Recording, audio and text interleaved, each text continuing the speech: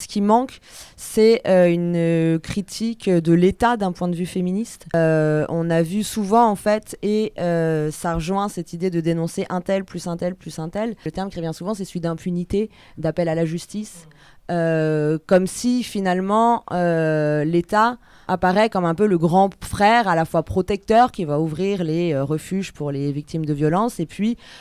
qui va punir les méchants hommes en les mettant en prison. Il y a toujours une mise sous tutelle des féministes par elles-mêmes, sous la tutelle de l'État finalement, comme si la lutte pouvait s'engager que sous la tutelle de l'État, avec tout ce que ça charrie derrière, comme appel aux forces répressives d'État, au système carcéral, au système policier, alors même qu'il y a eu pas mal de travaux de la manière dont ces systèmes reproduisent des formes de violence patriarcale, reproduisent des masculinités toxiques et ne servent pas l'émancipation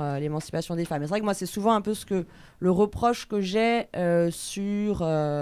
les vagues MeToo ou en général, parce que j'ai l'impression que quand on se situe dans le cadre de ce paradigme de lutte contre les violences faites aux femmes,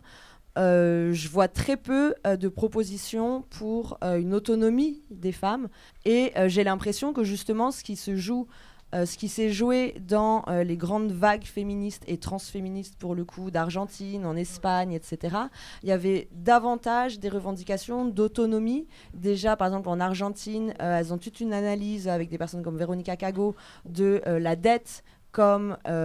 justement comment la dette est utilisée par les pays impérialistes pour mettre des pays sous tutelle de l'impérialisme, et donc comment les femmes terminent aussi du coup sous tutelle et exposées à davantage de violence. Le terme de féminicide à la base, il a été forgé dans le cadre de ces analyses-là,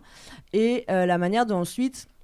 ces analyses, finalement on garde juste la petite lorgnette, quoi, de victimes des hommes violents, mais sans prendre en compte tout le système politique, économique qui permet ces violences, et non seulement sans le prendre en compte, mais en pensant que la réponse vient de ce système.